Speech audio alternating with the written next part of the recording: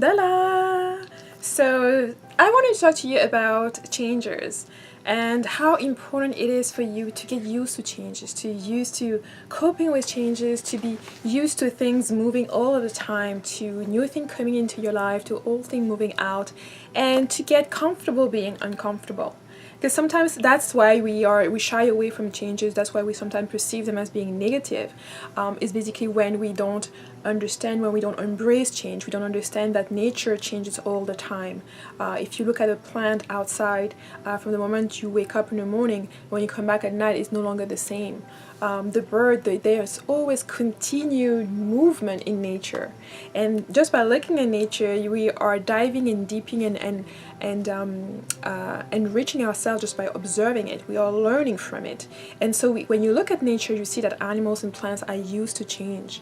Change is kind of, it's inevitable anyways, and it can be very challenging sometimes to just let go of certain things, especially when the thing that we have or that we're clinging on to is breathtaking, is giving us a lot, so we are reluctant to let it go. It's much easier to let go something that's negative. It's much easier to let go somebody that's negative, but when there's something that's like that we appreciate, we try to want to cling onto it, and we have to learn to kind of like relax and let things go and know that we'll be all right. No matter what's coming and what's going, we'll still be fine. We'll still continue on our journey. So I just wanted to invite you to see change differently. Welcome change in your life. See the areas where you do need some changes, where you do need to move things around, to do to do things differently, and to just welcome that idea that you are not you're not stagnating. You shouldn't be stagnating. You should be always in movement, going upward, improving yourself all the time, and feeling comfortable being uncomfortable. You know, I've found that the more every time I have big ideas and I have whether it is for work or whether it is on a project or something like that, I feel a little uncomfortable. Even sometimes when I have speaking engagement, I have to speak before a crowd. I have this kind of like palpitation, heart palpitation. Not because I know what I'm going to be doing, and every time I go it's going to be fine, I always do well.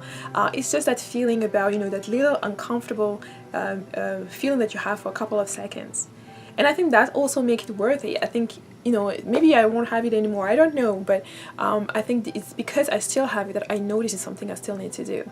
I know this is something that's still bringing me as much as it did, you know, 20 years ago or 10 years ago.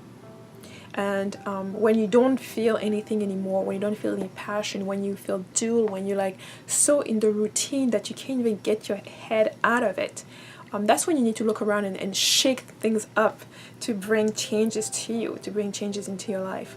And I think if you do that, that will maintain you some type of motivation, but it will also bring some type of energy and life into your own life. So I invite you to just consider these bits and pieces of my own thoughts and see how whether it is relevant for you or if you want to indulge in that. I'll see you next. Bye bye.